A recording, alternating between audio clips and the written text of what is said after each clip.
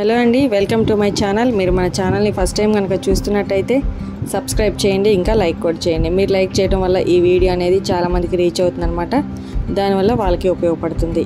ఈరోజు నేను చేసే రెసిపీ ఏంటంటే మినపప్పు గారెలు అనమాట. దానికోసం నేను మినపప్పు ఒక 2 hours క్రితమే నానబెట్టుకున్నాను.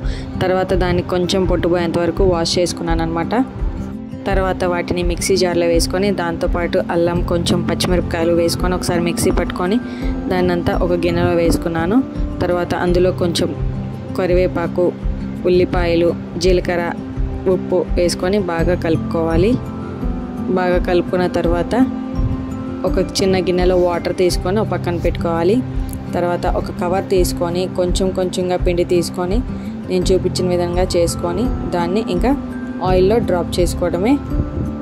ఇలా ఒకటి తర్వాత ఒకటి వేసుకుంటూ ఉండాలి. ఆ తర్వాత చిన్నగా కొంచెం ఉడికిన తర్వాత తిప్పుకోవాలి. కొంచెం గోల్డెన్ రెడ్ వచ్చేంత వరకు వేయించుకోవాలన్నమాట.